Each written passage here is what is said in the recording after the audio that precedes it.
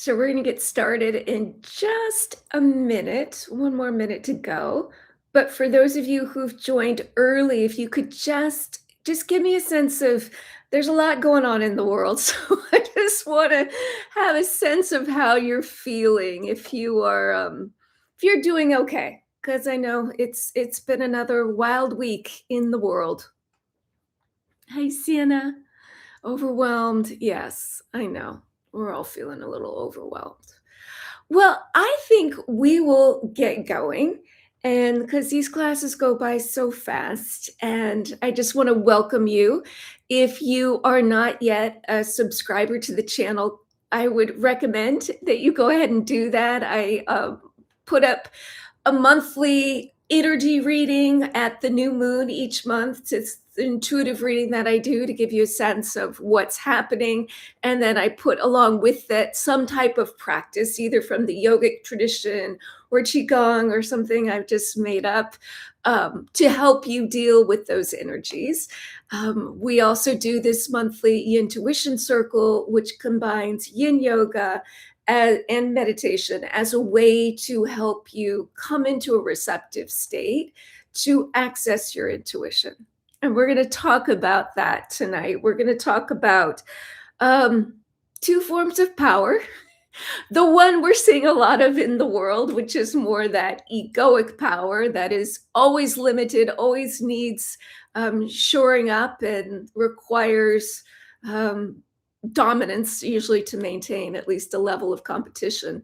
And then we're going to talk about yin power, which is very different and in endless supply. So, in many ways, I think that is ultimately the stronger of the two, but we see a lot more of the first. So let's go ahead, and if you have, we're going to start with a little exercise. If you have a meditation cushion, that's great. You can come and sit on it, or just come into a cross-legged position any way that you're comfortable. And I want to start with that idea of power, because there was a book that Sheryl Sandberg, who is, I guess her title is COO at Facebook, I'm not sure. She wrote a book for women about how to, how to be in power in the workplace, how to really be seen and be heard. And the title of her book was Lean In. So it's like this, it's coming forward, it's leaning in at the table, being seen, being heard, which is completely appropriate and valuable many times, but it's very egoic because it implies a sense of needing to do something, to be in control or to gain control, or at least to be heard. And it also implies a sense of disconnection. It's you on your own, making space for yourself. So I want you all to try that. Just sit up and then just kind of lean forward, you know, and you may recognize that sometimes we're in this position, often when we're in an argument, and yeah, you're maybe listening, at least with one ear, to what the other person is saying, but you're also waiting. You're waiting for that moment to jump in because you're in your ego. So this is more of that yang, external, more egoic power. And right now I guess just I don't know if we're officially in a war, but that is the ultimate form of power, meaning um, domination over, and the need to use force to maintain that sense of control or power. So yin power comes from leaning back. It seems counterintuitive. This seems like the more power position, and certainly in a yangy egoic world, that is probably the position. But when we do this, when we sit back, when we relax the body and soften, we are actually coming and connecting to a greater source of power. And that really is our spiritual power, which comes from when we're able to relinquish the control of the mind and the ego, get that out of the way, and trust the ability to surrender into something greater than ourselves. And that's really what we do when we come into presence. So let's try that. Let's take a deep breath and relax. And instead of trying to get somewhere, prove something, control, see if you can just take that front part of your brain and ask it to just relax so that you come into a softer way of being in the world, which, from my perspective, really is more powerful because when we are surrendered, we are connected to whatever you want to call it, the flow of divine intelligence, connected to spirit, connected to our higher self. So let's do that one more time. Lean forward, head forward, ego forward, and then try this. More in your body, more in the belly, more in the heart, less in the head. And there's a little companion exercise that goes with that that I like to do a lot in my classes, and I call it the spot exercise. I'm not sure if we've done that in these circles or not, but some of you have done it with me before. So I want you to find a spot, ideally on the floor. If you're sitting on the floor, that's easier. If you're upright, just something that's relatively close, within a foot or so from you.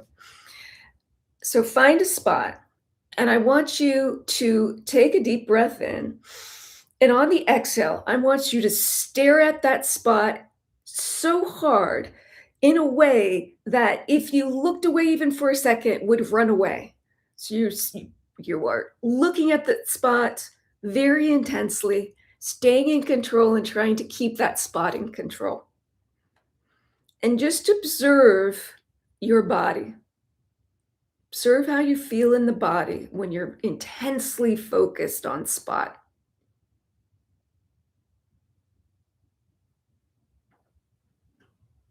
Okay, now let's shake that out. Let's let that go. Take another deep breath in, let it go. Now we're going to do it the Aikido way. We're going to become one with the spot. And we're even going to try to draw the spot towards us. And we do that more by leaning back, not only getting softer in the body and in the mind, but also in our vision. So instead of that intense focus, we're going to not look directly at the spot. We're going to look slightly to the left or the right of it so that you see the spot in your peripheral vision. And just take a deep breath. And in whatever way this makes sense to you, imagine you are becoming one with that spot. Not from force that you are doing, but actually from the practice of letting go more. Letting go of that sense of control, that sense of being a separate someone.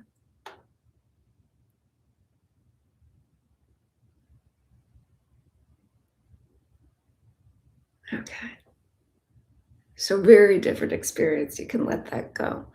So we're going to work with that a little bit tonight. We're also going to work with what is called an inner anchor, because I know a lot of us who are here, I know we're all stressed. It's scary right now. And so this tool and this practice is something you can use anytime when you're feeling a little out of control.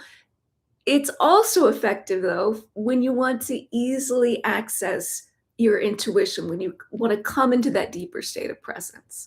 So let's go ahead and we're going to come into our first pose, which is reclined butterfly. So if you have a bolster, you're going to place that on the ground. And if you have blocks, go ahead and grab them. If you don't have a bolster or blocks, you could use a big pillow.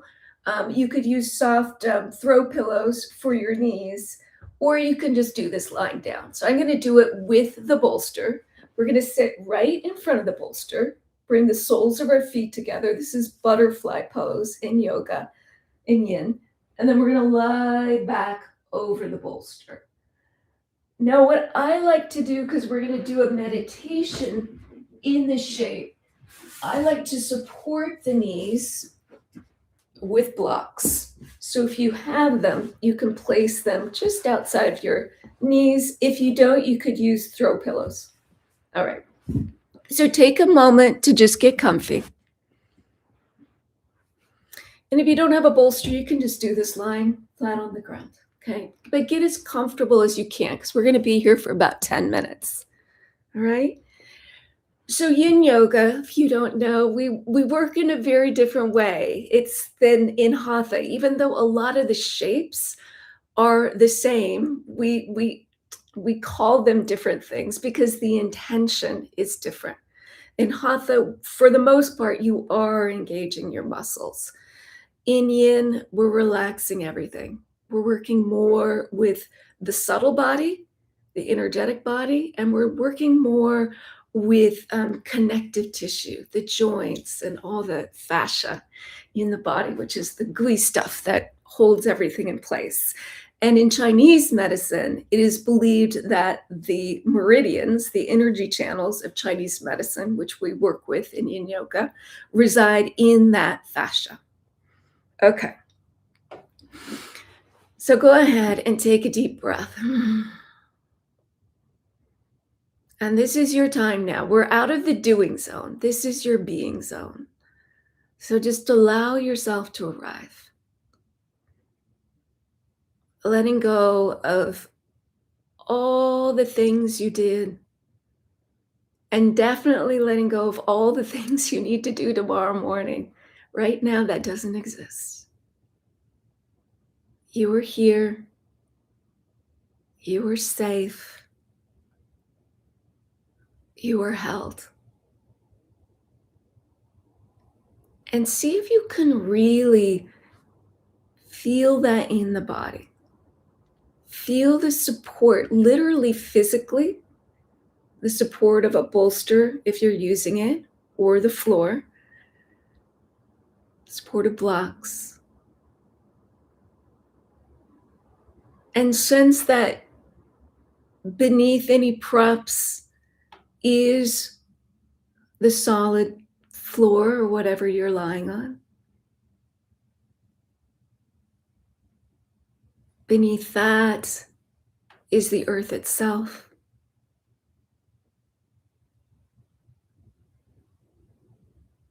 And even beyond the earth, there is a holding presence, loving holding presence that is much more subtle, but much more vast than the earth itself.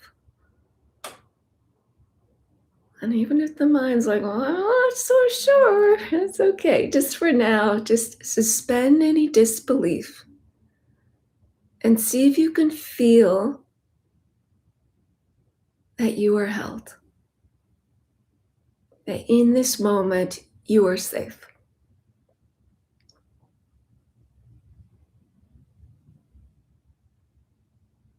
And then let the body relax. Let the body soften. See if you can just gently let go of any unnecessary gripping or clenching, any tension.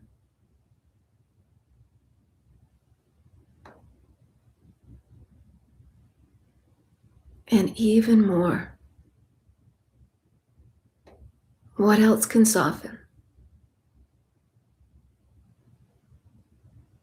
Notice the face. Notice the belly.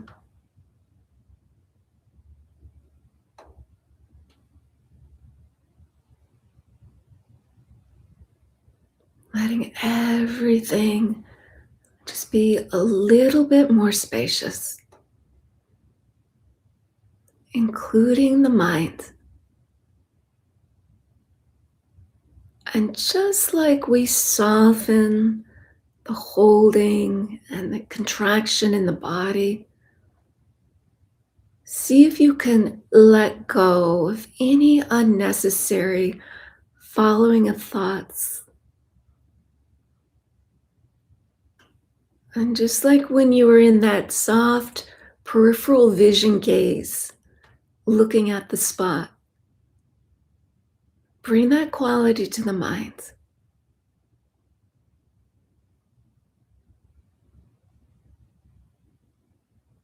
In fact, you can even ask the analytical, the rational, the planning part of your brain to just take a little break and just tell that part it can just rest back into the back of the mind and allow the softer, the more fluid, the more symbolic, metaphorical quality of your mind to be present and come forward.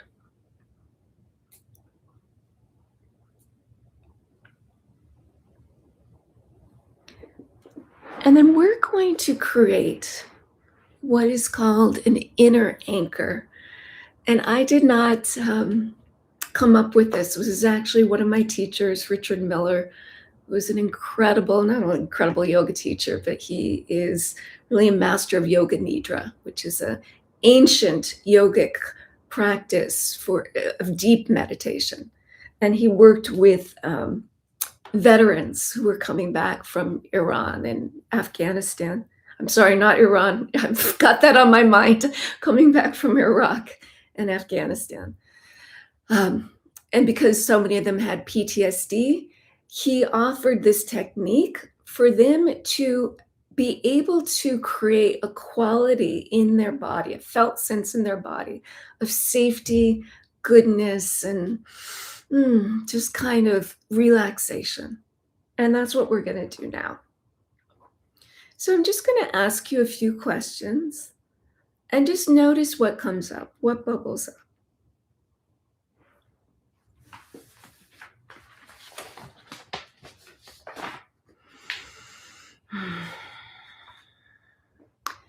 So I want you to think of either a memory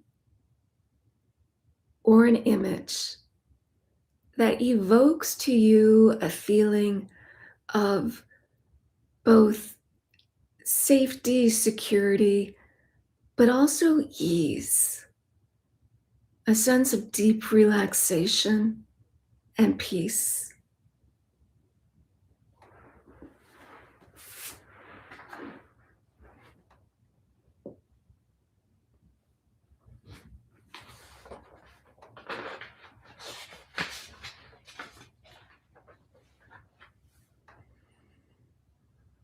You might also think about what evokes for you just a deep feeling of goodness.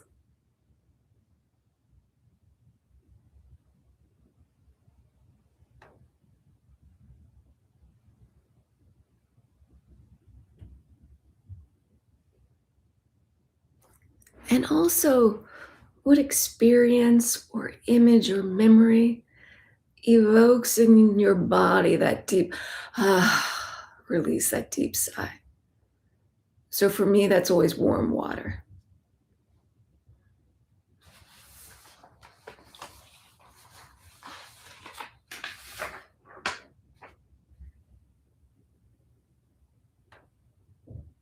So what makes you feel safe and happy, makes you feel at peace, and brings you a sense of goodness. And it could be a person, an object or symbol, a place, particular time in your life, or an activity you love. Okay. So kind of hone in on one that really is the juiciest for you. And just notice when you think of that in the mind, what feelings do you experience in the body? and really use all your senses.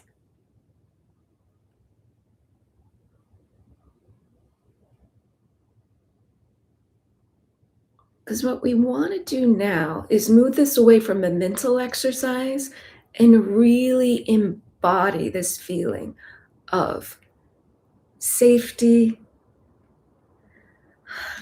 peace, happiness, goodness.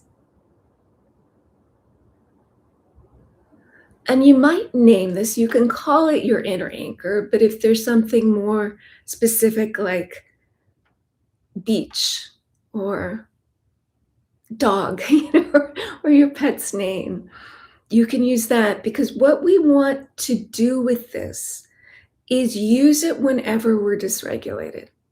So when you start and you're watching the news and you're like, you take a deep breath, maybe place a hand on the chest, inner anchor, and come right back to that feeling.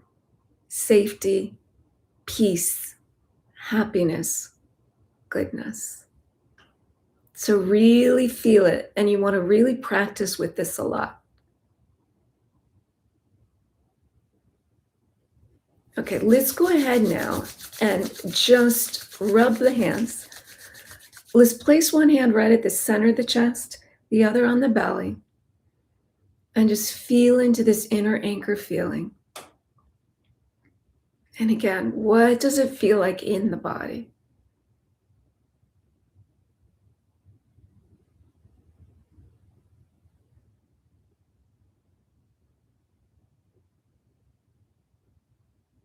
Beautiful. Okay. And we're going to come back to this at the end of class. So just put that in your little toolkit and we'll see how we do at the end of class. For now, let's take a deep breath in. We're going to open our arms out to the sides. Take a big breath, stretch the fingers. And on the exhale, you're going to cross the upper arms and let them just rest on your chest. So the elbows are basically stacked, but your hands are free and there's no efforting. We're just kind of opening the shoulders while we give ourselves a hug.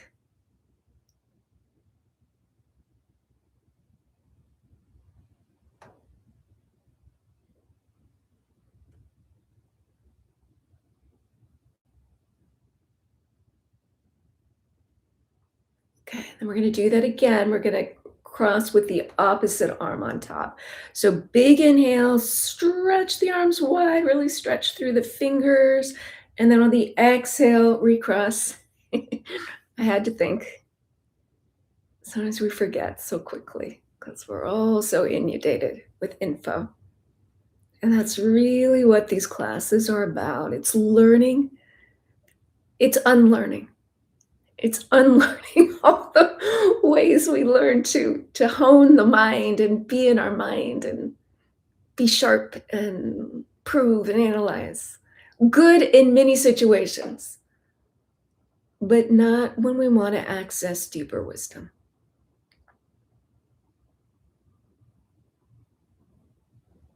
Okay, let's go ahead and release that. And we're going to just gently roll to our sides and come up. You can just put your props to the side right now. If you do have a block, you might want that close by. We won't use it immediately, but we will in a moment. And we're going to come to hands and knees, and we're going to do that flowing cat-cow that you all know I love. So most of you are familiar with cow-cat, and let's just do one set, just traditional. So we'll inhale, you scoop the chest forward, the belly drops, tailbone lifts, you look up, and on the exhale, you round the spine, bring the chin into the chest. Now, what we're going to add, we're going to inhale cow, we're going to exhale cat, but then we're going to shift our hips all the way down to our heels, head to the floor if you can, and come right back up. So that movement, the rounding and the child's pose is all done on the exhale. And we'll just flow like that for several rounds. So we're going to inhale up, exhale round, shift hips to heels. This is very good for the low back. Inhale up, exhale round, hips to heels. Inhale up, exhale round, hips to heels. Let's do one more like that. Inhale up, exhale round, hips to heels. And then let's stay down here in child's pose for a second. We're just going to stretch our hands as far forward as we can. You might even come up onto your fingertips. Press down into the tips of your fingers. Press down slightly forward to engage the shoulders. And then let that go. Now we're going to add a little more movement to it. So we're going to inhale. We're going to come up to tabletop, but look where my hands are. They're not right under my shoulders. They're forward of my shoulders. And this is what we're going to do. So we inhale up. On the exhale, we're going to lower the thighs down and come into cobra. Then we'll inhale the hips back up and go back to hips to heels. Let's do that a few more times. Inhale, come forward. Exhale, cobra. Inhale, hips up. Exhale, hips to heels. And one more this time. We're going to lower down to cobra, but then we'll come all the way down onto our forearms. And now we do want our our elbows right underneath our shoulders. And if you have a block handy, you can rest your head on the block. Put it on the high level if you can, because that is more the shape. This is a little bit lower, but if the high version is too much on your back, certainly go lower. And then you just place your forearms on opposite sides of the block and just rest the hands down. Now, if you don't have a block, here's another option. You can bring the elbows together and rest your forehead in the base of your hands like that. So the reason for the support, and again, you don't have to do it with a block or with your hands, but what it does, one is it's a little bit more relaxing. The support, I like to use support in yin. Not everyone does. There are some yin purists who do it without any props at all. But I've been teaching for a long time, and I watch people's bodies, and I think that support helps us soften, and it allows the nervous system. We can let go when we feel safe, and if we got an arm way out there in space, or something kind of uncomfortable, it's hard to let go. And that's really what I want you to do, particularly for the purposes. If we're using this as a tool to become more receptive, you need to be able to relax. Another thing that the block or even your hands do is it puts a little pressure here at the eyebrow ridge, which is actually very sensitive. And a little gentle pressure there cues the nervous system to relax. So take some deep breaths. Again, in yin, we're working with subtle energy, the movement of qi, similar to prana, as referred to subtle energy in yoga, qi in Chinese medicine.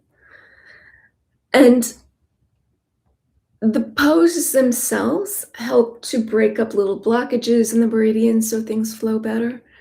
But also the mind is probably the most key for moving energy through the energetic body. And you can do that simply, if you were visual, by visualizing the breath moving, or just coming into states of calm, peace, inner anchorage. Okay, so we're going to practice. Take a moment. Inhale, deep exhale. Can you access that inner anchor feeling now?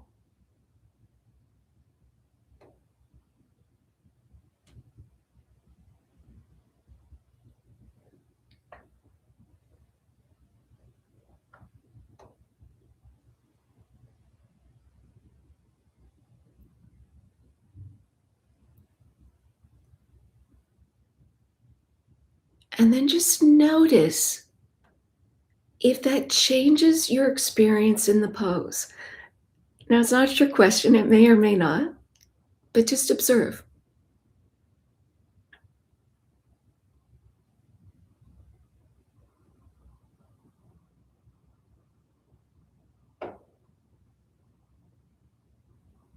Okay, so hopefully it brought on a little more calm into the mind and the body. Ideal for what we call in Chinese medicine potent qi. We want the qi strong, potent. You can also work with the breath. So we're going to be here for about 8 more breaths. And with these last 8 breaths, if you can, feel the top of your head.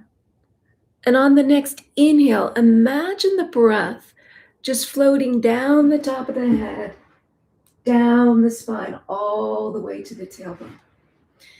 And then on the exhale, just release the breath and let it float back up the spine, up to the head. And try that 7 more times. Just see if you can keep the mind focused. So again, potent chi likes focus. It doesn't like scattered mind. So try that for 7 breaths.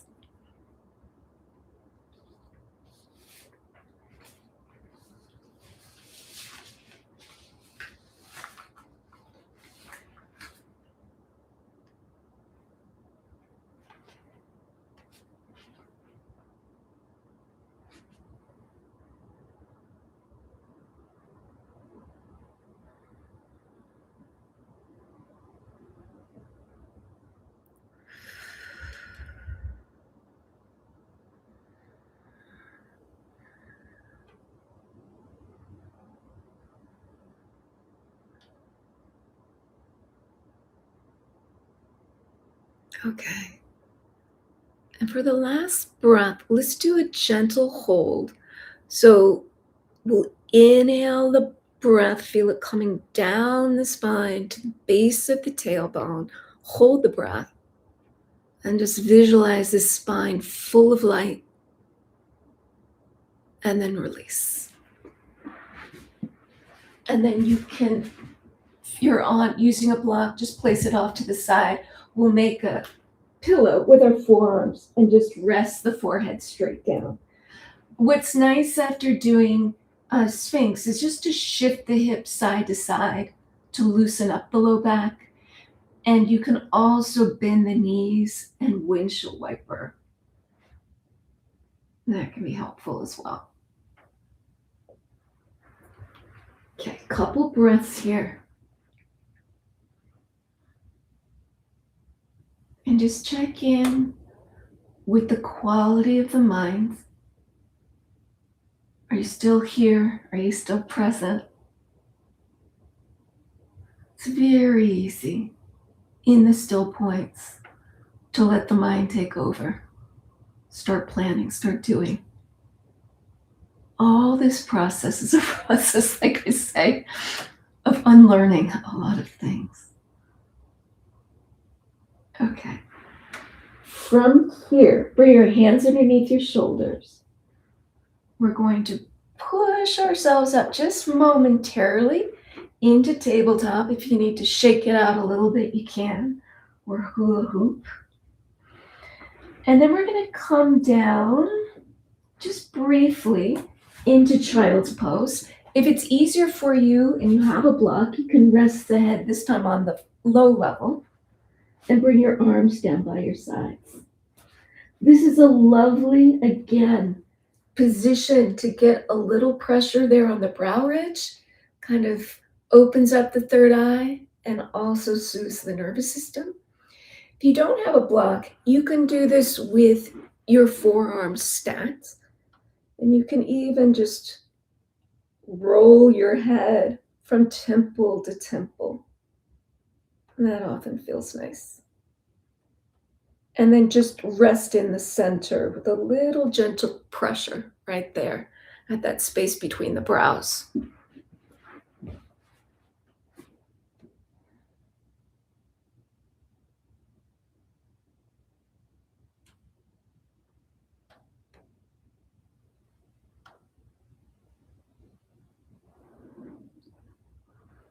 Okay. Then let's move the block to the side if you're using it. And we'll do one more thing, this time to stimulate the crown chakra. So 6th chakra, 7th chakra. Chakra is our energy center in the energetic body, and that's from the yogic tradition. Okay, So from here, place both hands under your shoulders, and we're going to come on to the flat part of our head. So your hips are up off the ground, and it looks like you're about to do a headstand, which you are not going to do. You can do that in your own time, but not here, not tonight. Okay. And then what we're going to do, if it works for your shoulders, is interlace our fingers and then see if you can take your arms straight up in the air. If that's too much on your wrists or your fingers or your shoulders, you can always just straighten the arms and not interlace the fingers. So we call this rabbit pose.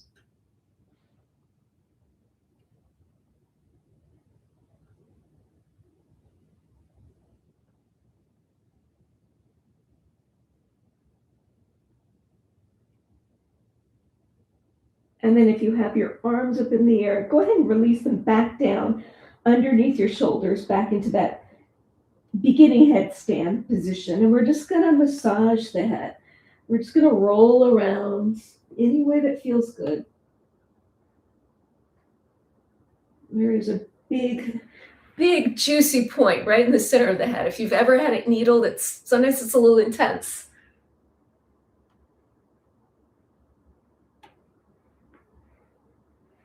Okay, and then we'll just go ahead and release the hips down and come up. And we're going to come to sit on a block if you have one. If not, you can sit on a cushion or just sit cross-legged.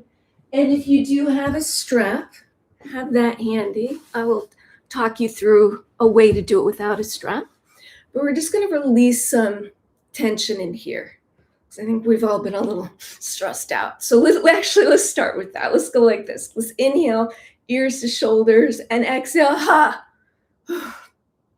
Inhale everything that's really been agitating you and let it go. Okay, one more. All right, wonderful. Shake it out a little bit. Now, if you are a little bit off the ground, I always find it somewhat more effective. But what I want you to do, I'm going to bring this down so you can see my hands. We're going to just let our hands dangle. And if you're close to the ground, you can bring them a little bit out to the sides. But I want you to imagine that someone's literally pulling your fingers through the floor. And as they pull your fingers down, your shoulders are dropping. Shoulders are dropping down, but chest is lifted, okay? And just maintain that position, shoulders back and down, chest lifted, and we'll drop the chin into the chest and just circle the neck.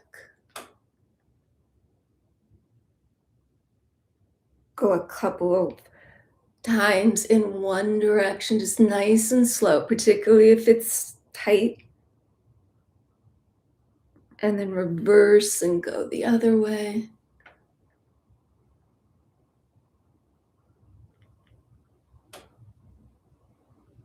You can do ear to shoulder if you like that. So just leaning, don't want to drop the shoulder so much. Just lean one ear to that shoulder. And then the stretch is actually on the opposite side. So if you bring the opposite arm a little bit out in a diagonal and point the fingers, you'll feel a pretty deep stretch there.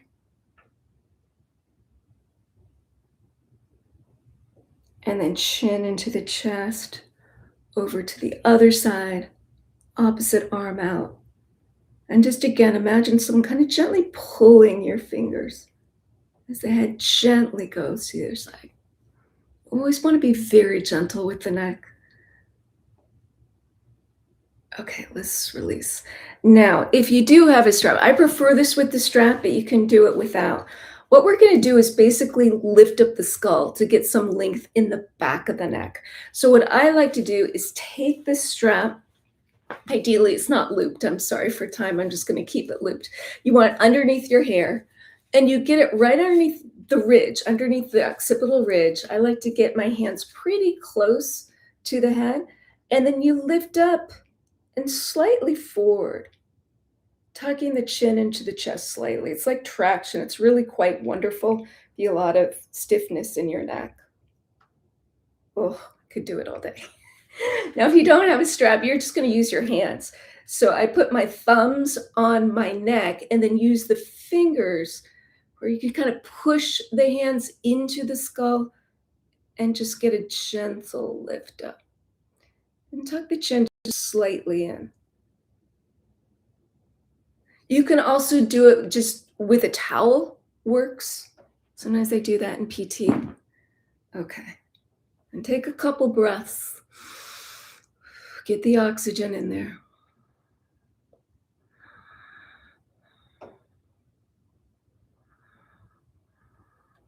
Okay. And then let's release. So we're going to come into bridge now. And for what our purposes, I like to do it with a bolster. So if you have a bolster, a really thick pillow, that's ideal. If you don't have a bolster, but you have a block, you can certainly use that. And you can always just do it without any props. It'll just be, your hips won't be lifted unless you want to hold it. So with the bolster, what we're going to do, so this is what I would recommend if you don't have any props. And you might bring the feet a little bit forward to release the hip bones, and that'll soften the psoas muscle. You can certainly come into a full bridge if you want to, but it's just more effortful than a typical yin bridge. So what we're going to do, if you're using the bolster, you just lift your hips up and slide the bolster under your low back.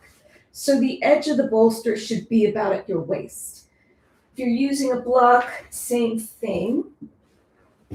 You'll just lift the hips up and slide the block underneath the sacrum. Okay. And we are going to do a little inversion, so you want to make sure there's support on the low back, not just the glutes. Okay. So go ahead and come into that. And we'll do a little self-massage. So once you're set up, just take your hands to your shoulders and gently massage the hands downward. Just like this. It's called havening. And I don't know who came up with that name, but I know they use it with children to calm the nervous system. And you only stroke downward. And then you can do the same on your belly, stroking from the sternum down to the pubic bone.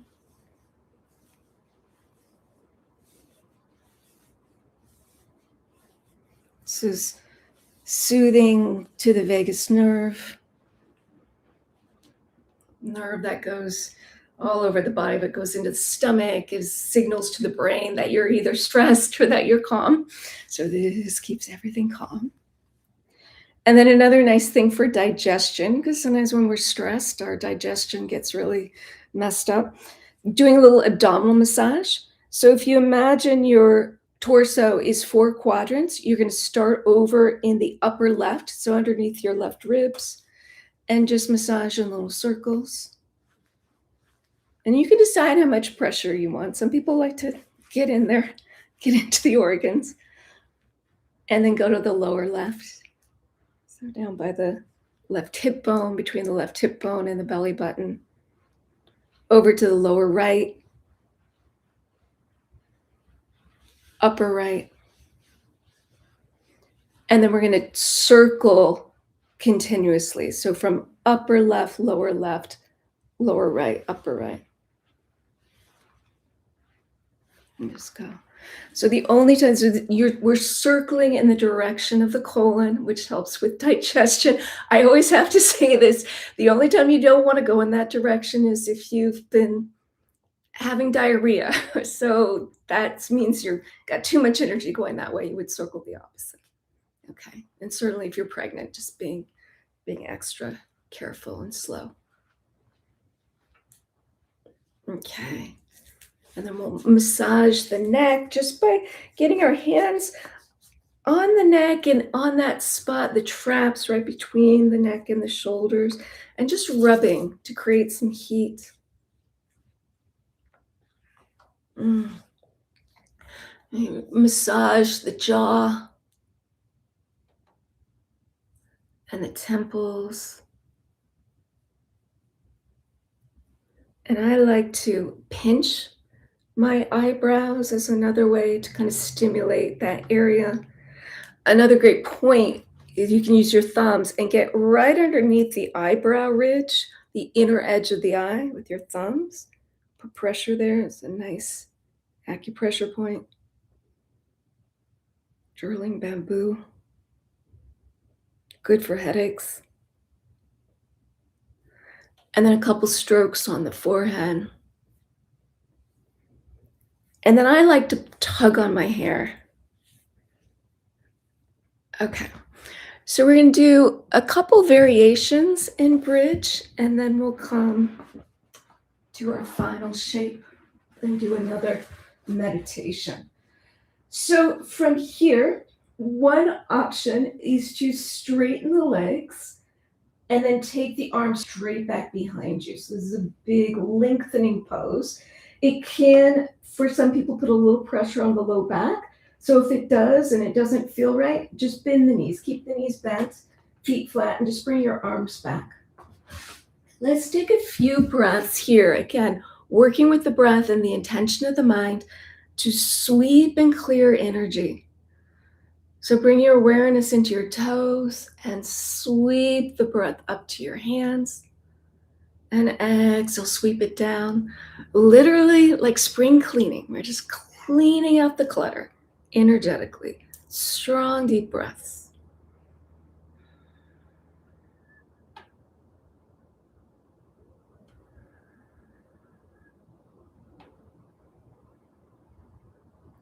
So yin energy takes a lot more trust because it's about relinquishing control.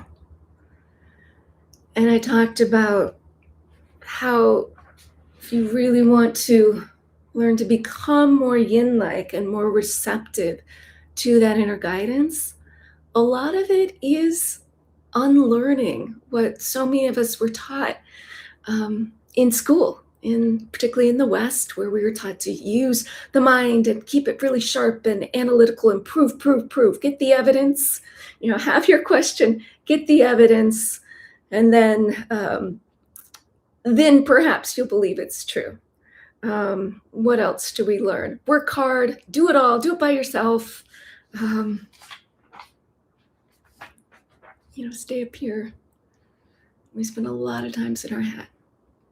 Intuition requires, first thing, we get out of the head. We got to get out of that thinking chatter. We got to quiet the mind and get more into the body, more into the heart. Comes from softness. It's the only way we can get quiet enough to hear, because those messages are subtle.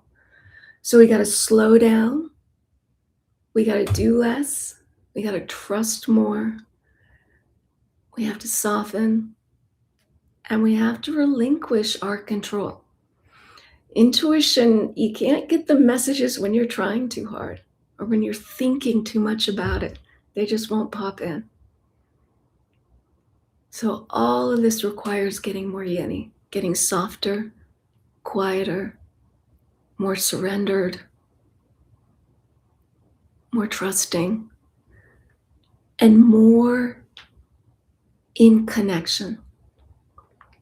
So again, that egoic thinking mind likes to stay in control, has to be in control because it fears, it's really moving from fear. Intuition and the heart moves from love. So, like I said, scientific method, we have the question, we find the evidence, and then we decide if we're going to believe it. And in intuition and working with spirit, a lot of times we have to suspend the trust. We have to just say, I do trust, and then the evidence comes. It's just really interesting, but that's how it works. Okay. From here, I did promise a little inversion, so you can try this. So we're just going to take the legs straight up, and if you bring the inner edges of your feet together to touch, and you let the hips just be really heavy, the feet can almost feel like feathers. So see, even for a moment, if you can be there and get to that place, really surrendered in the lower body, letting all that be heavy and relaxed, See if you can get to that place where it's like, oh, feels almost effortless. And if it doesn't, it's okay. Don't worry. You are not you are not a failure in any way. It just takes some practice, like everything does, including intuition. And we won't be here too long.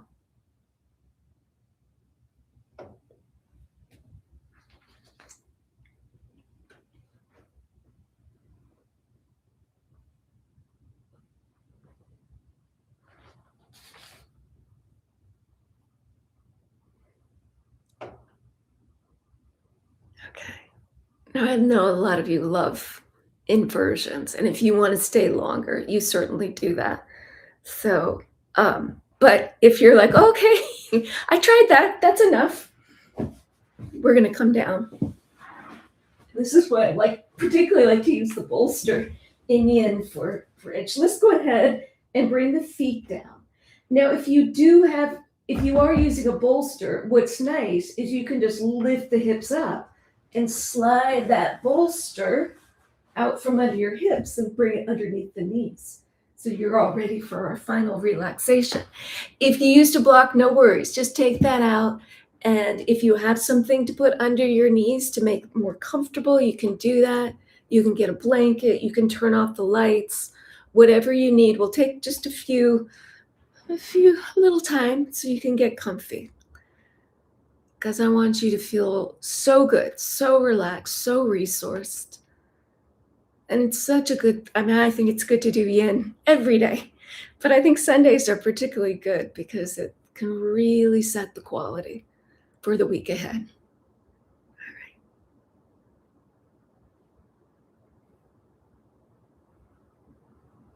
All right. Okay. So we're coming into Shavasana, and we will, after the meditation, just rest for a moment in silence, which is traditional. But we're going to do a little guided meditation to go a little deeper with our intuition and to put all those little pieces together. All right. So let's start by taking a deep breath.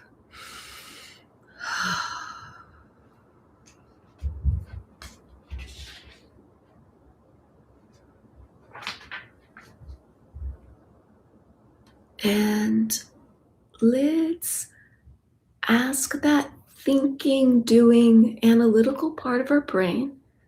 Again, let's say thank you for all it does. Keep us on time, on task. Great. We love you, but let's take a little seat in the back. And let's allow that right brain to become more prominent. Our intuitive intelligence, the more fluid, more symbolic aspect of our minds to come to the forefront.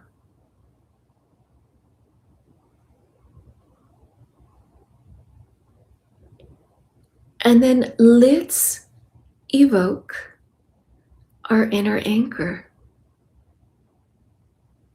Thinking about that scene, that memory, that symbol that brings you back to that state of safety and contentment, peace and goodness,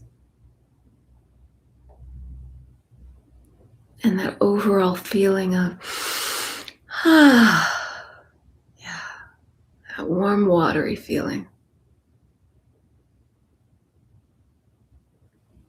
And really feel this inner anchor throughout your body, but particularly in your heart space.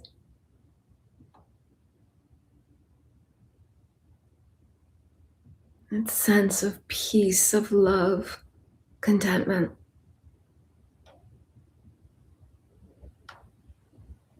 And let it really soften your heart. And allow it to open gently because you are safe and secure here.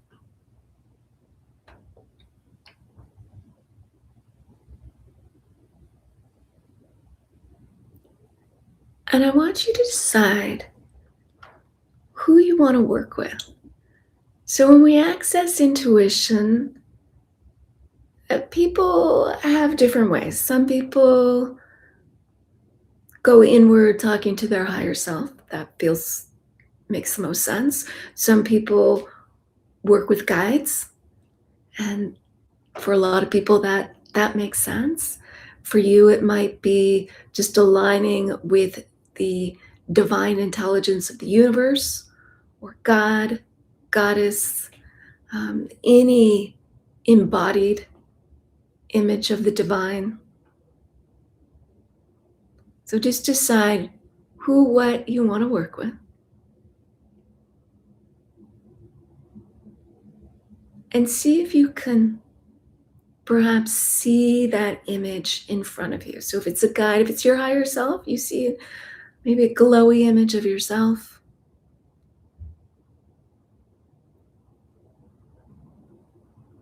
If you're working with something more um, symbolic, like divine wisdom, you can see that as light.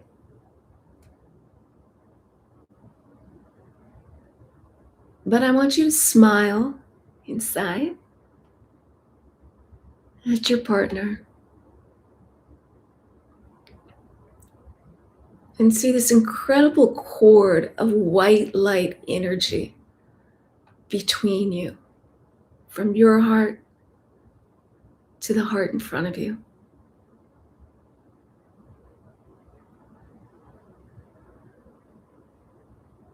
And with each breath you take, each exhale, feel the distance between your two hearts getting shorter as they come closer together. Each exhale, a little closer.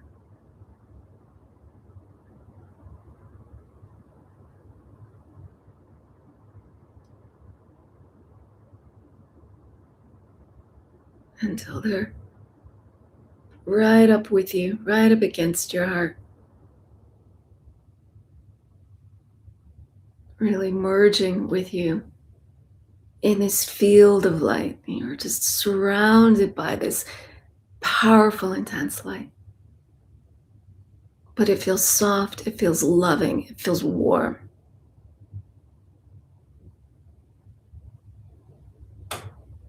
And for the next 8 breaths, on the inhale, you're going to think, I love you. On the exhale, I'm listening. And we're going to work energetically in our body. On the inhale, you're going to breathe from the third eye down to the heart center. I love you. On the exhale, you're going to feel the breath move from the heart up to the third eye. I'm listening.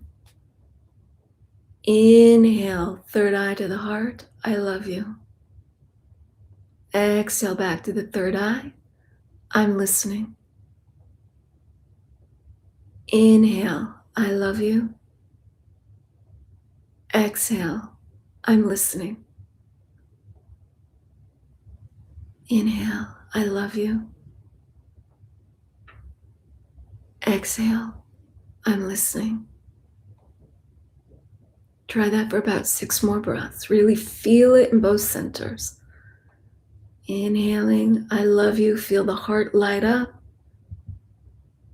Exhale, I'm listening. Feel the third eye light up.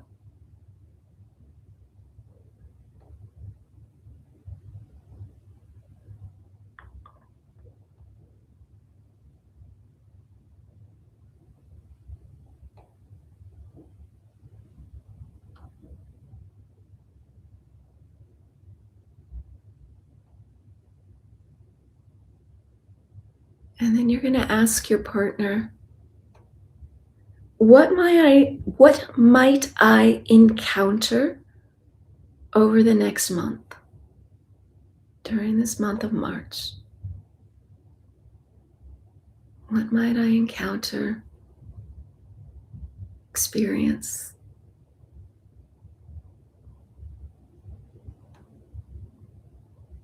This is a little predictive question that then we can get evidence for after we trust.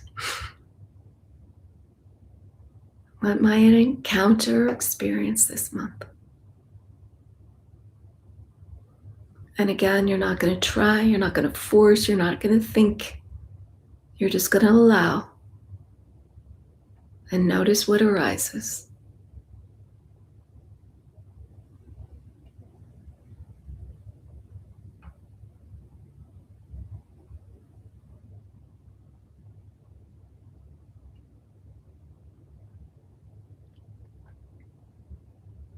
And don't worry if it's not coming immediately. You've set the intention.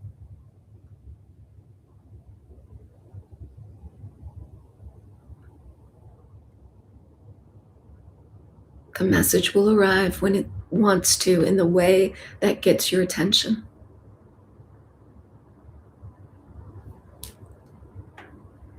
And then finally, ask your partner, please give me an uplifting and loving message that will help me navigate the coming month and best serve my earthly existence. Something that will help me here on this plane. Something loving and uplifting.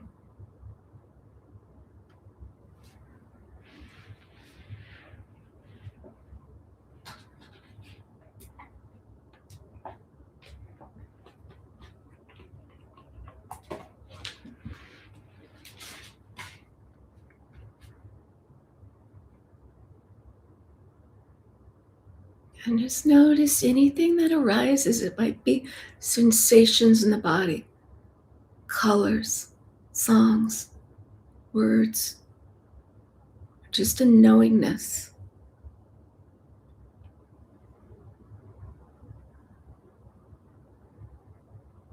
And don't worry if it's not clear.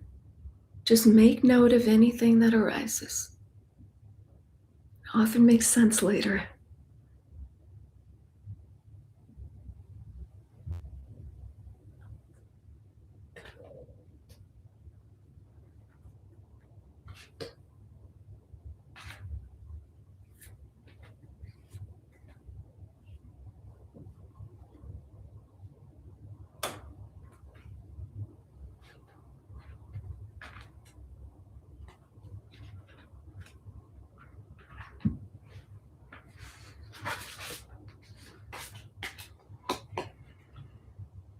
Okay.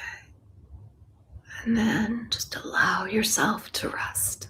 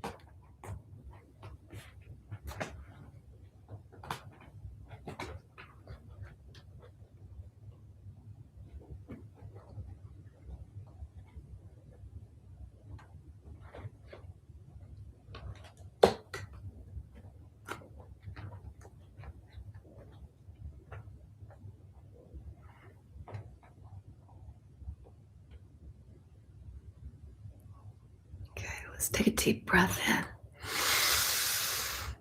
Exhale out.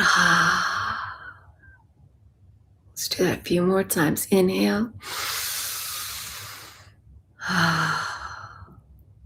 And last time.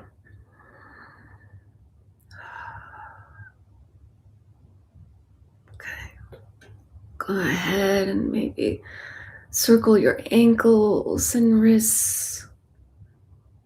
Turn your head slowly from side to side. And I want you to slowly get up. And when you do, you'll notice I am holding 3 cards. And I just want you to see which one you are most drawn to.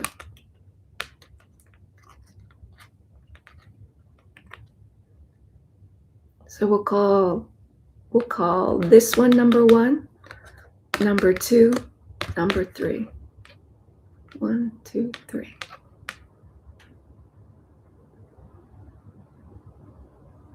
Okay. So a little guidance for what might be helpful during March. And if you chose, number 1, sorry, this one was what I called number 1. I see everything in reverse when I stream on YouTube, so I get a little confused. Okay, we're going to say this is number 1. If you chose this one over here on this corner, it is right. So we have the God Toth. You might want to look him up. And right, so what a great time to journal with your intuition. Come into that inner anchor, settle, ask a question, and write. Or maybe you're writing a book. Good for you. Okay, number 2, definitely in the middle. Persistence. And this is Luke, I think. I don't know the origin. He may be Nordic, so look up Luke and you might get some more messages. Persistence. So stay the course. Don't get overwhelmed by the storm. Stay in your body. Use that inner anchor. And finally, 3, perfect. We all need this one. Nurture yourself. And there's Mother Mary. Yeah. So I think maybe we should all choose this card these days, and persistence, and we can write about it. Stay in your heart. Don't let, remember, big picture, the world does get overwhelming, but there is a part of us that sees beyond this.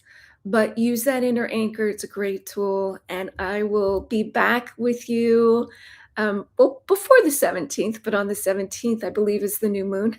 Double check. And I will have an energy intuitive reading for that lunar cycle. And I'll have some more kind of unlearning what we're taught, and learning to get more uni. So I'm so happy you're here. Subscribe if you haven't yet, and I'll see y'all soon. Take care, everyone. Really love you. Stay strong. We're together. Okay. Thanks, everybody. See you later.